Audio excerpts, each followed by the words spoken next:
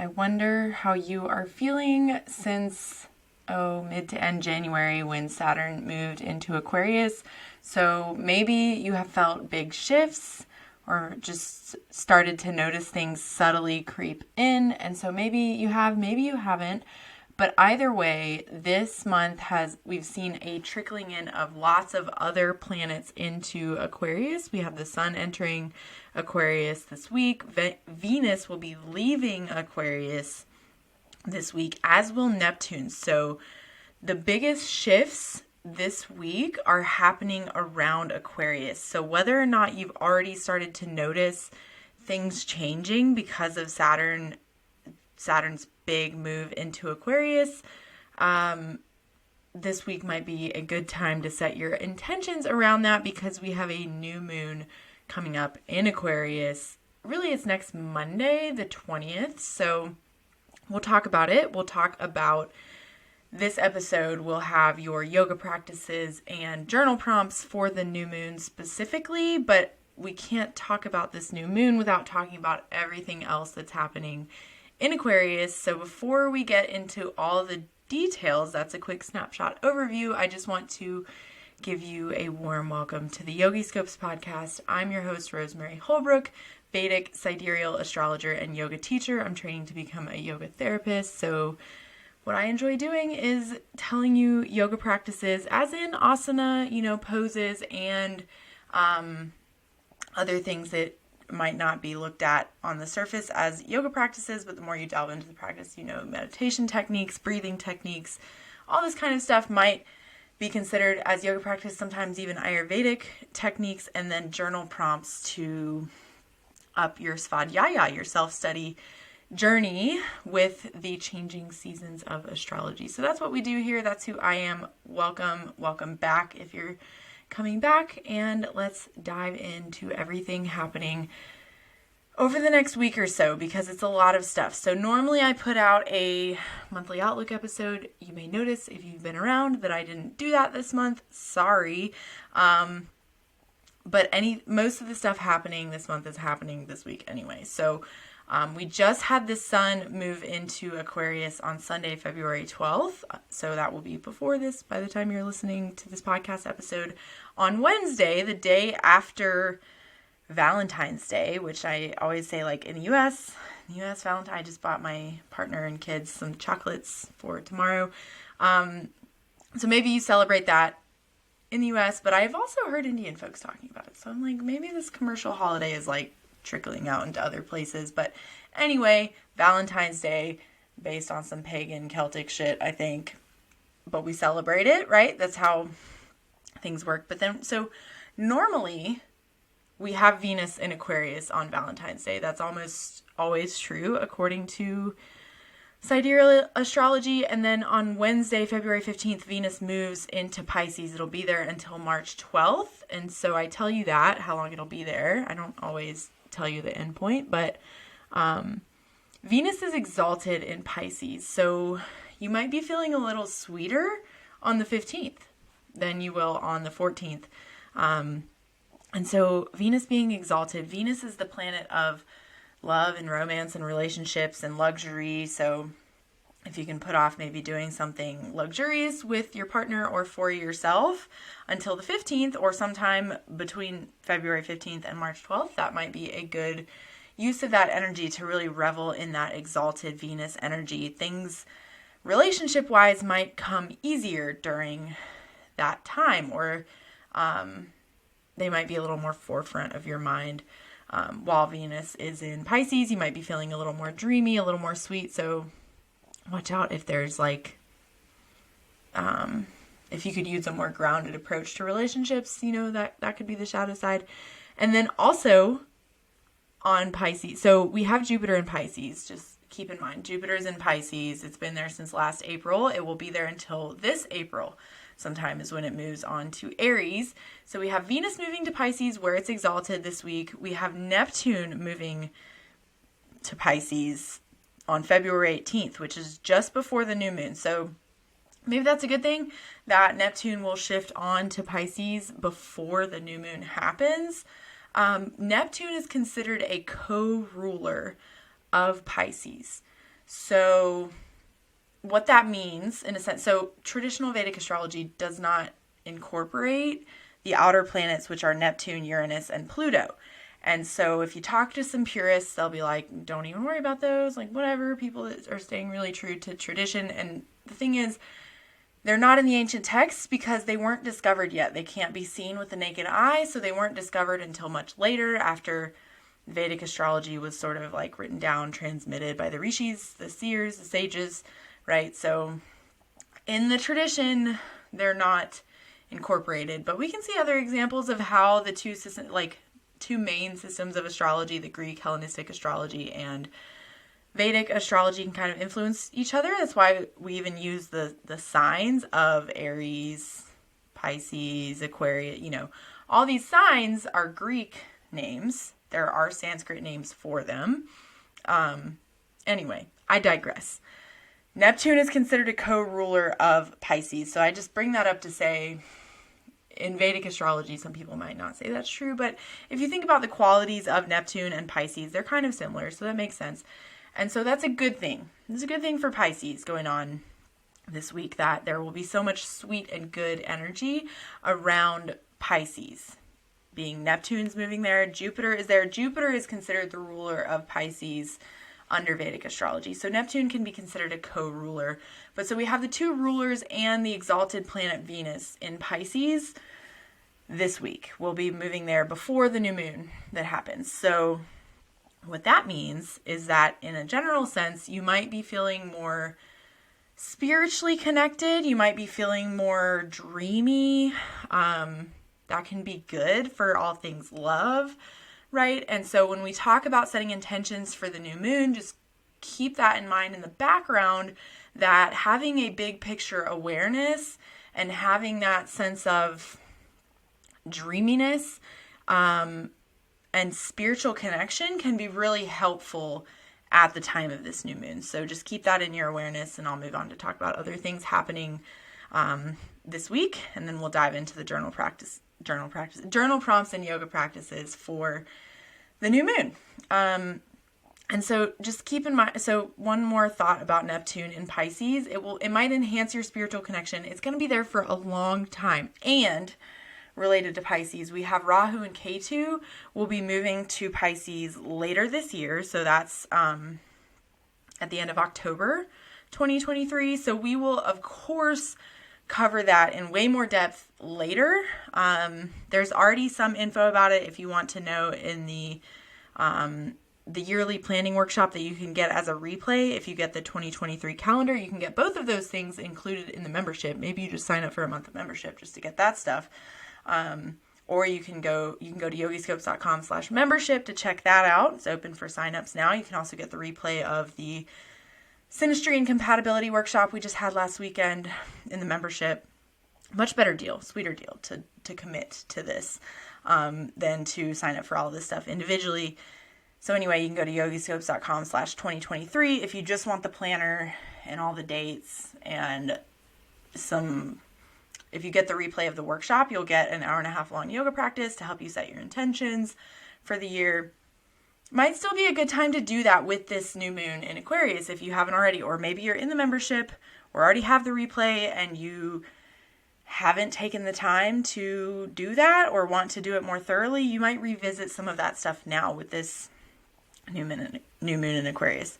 We'll get there in a moment because, like I said, Saturn just moved to Aquarius. It'll be there for 2.5 years. That's a big deal. You might be feeling big shifts. So basically this new moon is a big one because we have Saturn, just like it'll be conjunct Saturn. It'll be conjunct the sun, obviously, right? So we'll talk more about that in a moment. But with Pisces, so that Pisces energy will be strong for most of the year because we have Jupiter there until April, and then Jupiter moves on, and that will do its own thing. Jupiter will conjoin Rahu in Aries until Rahu moves on to Pisces, because Rahu and Ketu move backwards through the zodiac. They're technically always retrograde. They don't go retrograde. They always move the opposite direction of the rest of the planets. And so we covered some of that stuff in our January workshop, which was the 5-year planning with astrology that you can also get the replay of already loaded into the membership. So Rahu, when it conjoins Jupiter, I feel like I should say something about this. This is not what I came here to talk about today, but Rahu. So I mentioned on the Saturn and Aquarius podcast episode that was like an hour long because I had to cover a lot of stuff related to Saturn and Aquarius. If you go to the YouTube video, you can find little timestamps to jump to snippets about whatever section you might want to revisit or care about at that moment. Because this is a 2.5 year long transit, I wanted to cover all the ground, no stone unturned. Oh, and by the way, for those of you that asked for a Saturn and Aquarius sign by sign, it's in the membership. Sorry, didn't get it out for everybody, but the members got it. So that's why when I miss podcast episodes, at least folks in the membership are like still getting my attention and presence. So that's the way life works. Anyway, so I mentioned how AI, we would see more of that when Saturn moved into Aquarius because we were already seeing inklings of it at the end of last year before Saturn actually moved to Aquarius. But now we're seeing it a bunch more. It's coming to the forefront. It's just like exploding AI, and people are getting used to it, I think, now. People are like, okay, this isn't as scary as we initially thought. We might be able to live with this. Some people, at least a lot of people that I've listened to or noticed talking about it. But when Rahu moves to Aries and conjoins Jupiter, so AI is also a very Rahuvian thing. Most technology, like Rahu is technology and advancements in technology, and so is Aquarius to some degree. And so we won't have Rahu moving to Aquarius until 2025, shortly after Saturn leaves there. So we talked about that in the yearly planning workshop. Replay's already in the membership if you want to go revisit that. So it's interesting that we have all these planets kind of doing a little switcheroo. Like Jupiter moves faster than Saturn. So we had the great conjunction back in 2020. You'll probably remember that. It was a big deal if you've been paying attention to astrology since then.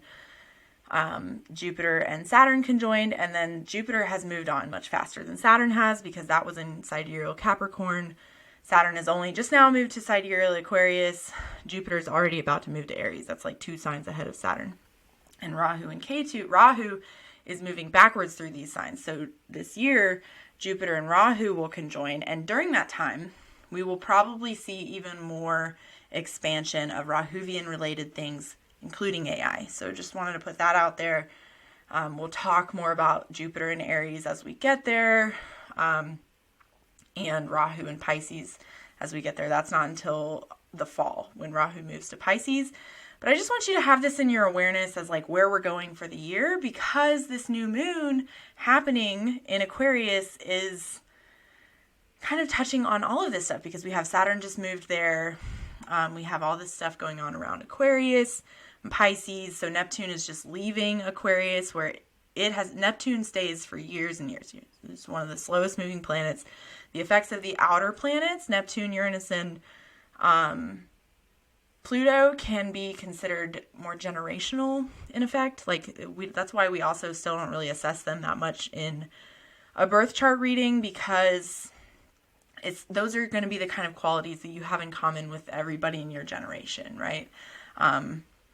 Rather than like personal qualities. So all the planets, the personal planets, we call them, all the way up to, Jupiter and Saturn, those planets are more personal in nature, and the effects of the outer planets are going to be more generational in nature. So that's where we see with Neptune moving, we're probably going to see more movement towards Piscean things, which can be like transcendental meditation, maybe heightened spiritual connection, this big collective, collective dreaming, right? And so the shadow side of that is disillusionment, perhaps, and perhaps like addictive tendencies, Neptune and Pisces. So we might see, I hate to say it, a rise in that kind of stuff. And then so be on the lookout for that, especially once Rahu moves there to Pisces, like addiction to this sort of spiritual escapism, perhaps, addiction to dreamy otherworldly things like maybe AI, right? So be on the lookout for that stuff later. I felt like I couldn't not bring it up now because the shifts are starting now. So that's like not where I meant to go this episode, but I couldn't not say it because it's been on my mind. So anyway, the day of the new moon, just going to continue filling in the context around the new moon, and then I will tell you how I derived the journal prompts and yoga practices for the new moon, and of course what those are. So the day of the new moon is happening at 2:05 a.m. on Monday, February 20th, and that's Eastern time. So if you're somewhere else in the world, it might be like some other time. You can look it up. As Uncle Google has got your back, like you can pretty easily find that. Your time zone, mine is Eastern time, like New York time, East Coast of the U.S. So that's happening at 2:05 a.m. So for all intents and purposes, you could consider this new moon is happening over Sunday night. Really, like if you want to do your new moon practice anytime between Saturday and Tuesday, you'll be fine, right?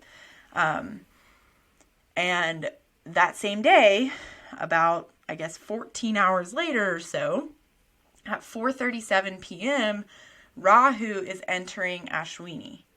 So I don't always talk about nakshatras on the general transits because I feel like when Mercury changes nakshatras, it happens like once a week. It's like, maybe once every 2 weeks. It's not I feel like I see folks can easily get in the weeds with things like Mercury, Sun, and Venus when they change nakshatras. And I want to help y'all avoid that getting in the weeds with what's happening. So that's why I don't typically always bring up nakshatras, but for the slower moving planets and what I also kind of tend to call the karmic indicators, that's what we talked about in the 5-year planning workshop, that now the only place you can get the replay if you didn't sign up for it live is in the membership. The Rahu, Ketu, Jupiter, and Saturn are sort of the karmic indicators. They're slower moving planets. So we want to talk about when they change nakshatras, because it happens like once every 6 months or so, or, for at least Rahu and Ketu, because they change signs every year and a half. So we look at the nakshatras because that's going to be a big deal. So Rahu's been in Bharani nakshatra, Bharani, sorry if I didn't enunciate that clearly, since last summer sometime. I don't know. I don't keep the dates in my head. And I don't think you should either. I think that's why we write it down. That's why I make the planner, because don't let that stuff live rent free in your head when you can just not do that. So it was last summer sometime. As long as you just kind of have like a running awareness, you don't have to like memorize all the dates. And see, I think that borders on being in the weeds about it personally. So it's been Rahu's been in Bharani since last summer. And some of the themes we talked about with Rahu and Bharani is like birthing a new way of being, because Bharani is symbolized by a yoni. And so throughout our Yogi Scopes flow practices, I've been incorporating a lot of diaphragmatic breathing, which is good for the pelvic floor. And that kind of awareness, deep core awareness, while Rahu has been in Aries. And so now it's moving to Ashwini, which is the first nakshatra of the zodiac. And so if you care, I could perhaps do a whole separate podcast episode. I will probably do a sign by sign for the members about Rahu and Ashwini. But if y'all care, you can ask me, you can comment on YouTube, you can email me, whatever. I can do a sign by sign or not, a sign by sign would be only for the members. Sorry, they're the ones that get that. But I could do a separate podcast episode if y'all really want to hear about that. But in a nutshell, the keywords I would use for that energy is innovative medicine and a focus on healing. And we could talk more about why if you want to know, but just know that there might be a shift starting around the new moon. So that the reason that's important is the new moon also has a focus on healing and setting those kind of intentions. So in the same day, Rahu moving to Ashwini, you might experience this shift towards like really caring about healing and healing in innovative ways, which that's all I'm going to say about that. Let's now talk about the new moon in Aquarius, because so Ashwini has, like, in its mythology and in its symbolism, has connections to healing, physicians, spiritual healing, because it's ruled by Ketu, and so does the nakshatra where the new moon is happening. So this new moon might spark a lot of stuff if I haven't kind of made that clear by now, because we have Saturn just moved to Aquarius. Saturn is combust the sun all week. So Saturn will completely conjoin the sun. I wrote it down. Hold on. So Saturn will be conjunct the sun for the whole time the sun is in Aquarius, which is from February 12th until March sometime. Don't worry about it too much. It's about a month until March. And then, so the exact conjunction by degrees, check this out, because I don't know if y'all are like me, but my favorite angel numbers are 1, 3, and 7. And so maybe that's angel numbers for you too. I think it is for Lilac. I think we share that one. But so the exact conjunction is happening on February 16th, which is Thursday, at 11.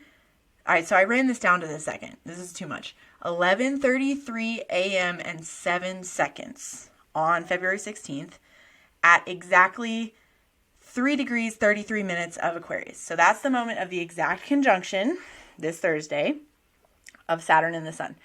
And so I think I alluded to this earlier that, oh no, I talked about it in our practice this morning. So if you came to Moon Day, which is free, you would have heard this then. And so that's what, if you're ever like, oh, I missed a podcast episode, sign up for Moon Day. It's free. You go to yogiscopes.com/classes, free or donation based. You get the recording automatically sent to you afterwards if you can't make it live. So anyway, the Saturn and the sun are technically enemies, right? But what's interesting is in the mythology of Saturn, Saturn is the child of the sun and shadow. So what Saturn does, basically, anywhere it goes, is kind of takes a flashlight and shines it on all the shadows. That's what Saturn is here to do, is to illuminate your blind spots and make you do something about them, which can be hard, because if you're like, oh, I was just like humming along, having this kind of, less than perfect aspect of myself, and now it's like flashed in your face where you have to do something about it. And that is essentially what Saturn does, like, as it moves through our chart. And since it's in Aquarius, it's that's the area of our chart, the area of our life that's happening to right now. And so it's just kind of starting Saturn and Aquarius time off with a bang of Saturn and the sun conjuncting in Aquarius and then having a new moon there. So that conjunction will be at 11:33 and 7 seconds a.m. on this Thursday, the 16th, at exactly 3 degrees and 33 minutes of Aquarius. So, and that is happening. So Saturn is aspecting Aries, Leo, and Scorpio. So you can look also to where those signs are in your birth chart to know what other areas are being impacted, or you could just look in the membership sign by sign.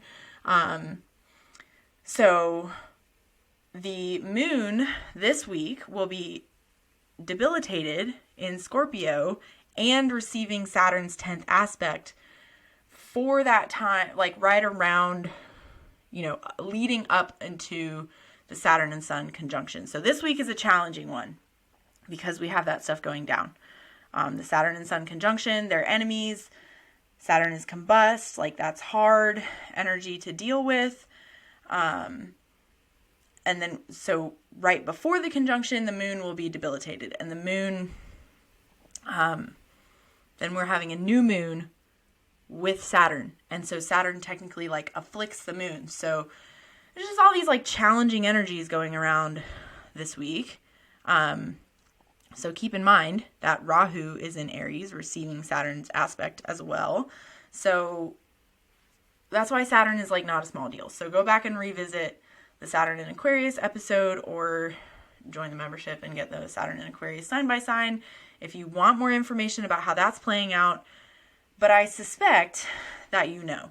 I suspect that you know over the past 3 weeks or so, since January 17th or 18th when Saturn moved to Aquarius, have you just stopped caring about certain things that you cared a lot about for the past couple of years, or realized that certain things have run their course? Have you started feeling inklings of that, or started caring about new things a lot, or experiencing new challenges over the last few weeks? I suspect you have. I suspect the more you start pouring into it, somewhere in your awareness, right? And I'm here to help you figure it out if you're having a hard time putting the pieces together. But I suspect that most of you just know, right?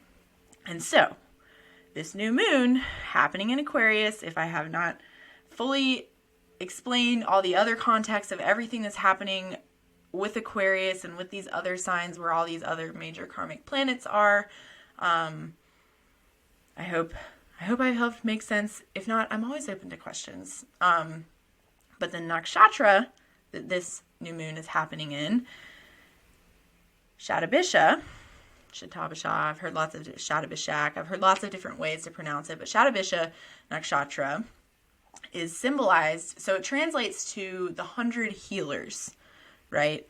And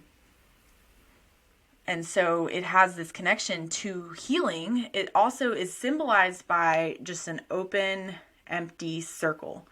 So with that, I would urge you, because Aquarius being the 11th sign of the zodiac, it has connections to 11th house matters, being things like your network circles, your long-term goals, right? And so Saturn is here in Aquarius with this new moon.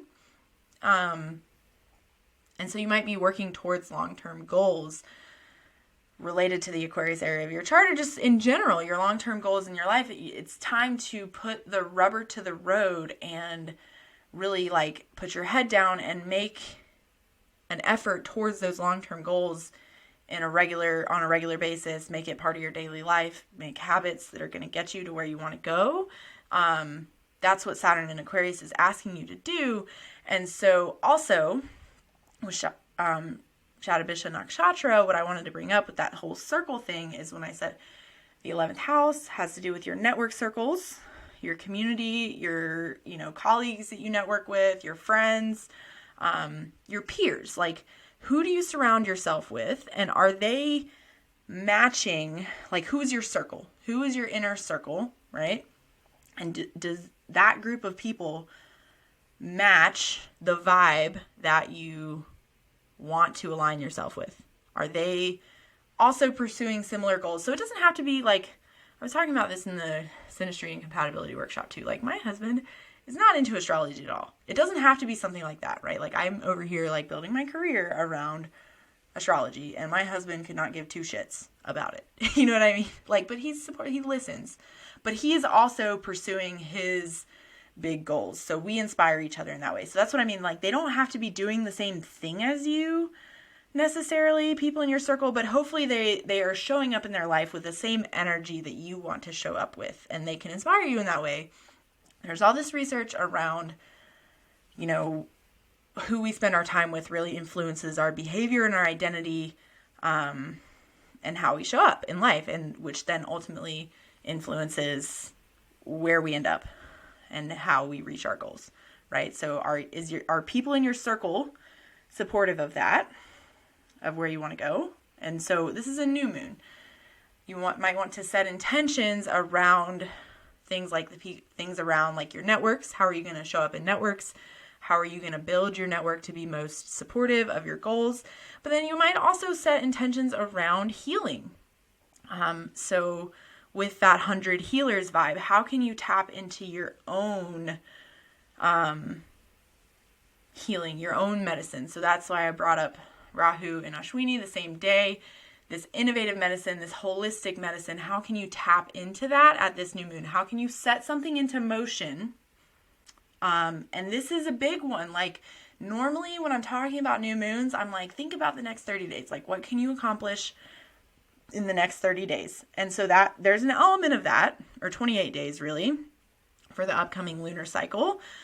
But this one, because we have Rahu is moving into a new nakshatra where it will be until the end of October, and Saturn has just moved to Aquarius where it will be until March of 2025, and then Rahu will be there in Aquarius in May of 2025. I hope I'm quoting that right, but it's in the yearly planning workshop if you want to know the exact date. But just know this, that like things you're setting into motion now have the power to be really monumental. So I hope if at any new moon, like if you were ever to put extra thought into a new moon practice, this would be the one.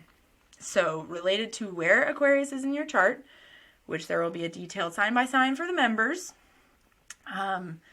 and maybe also related to Aquarius related matters. Like, so that's why I brought up the Neptune and Pisces, Jupiter and Pisces, Venus and Pisces stuff.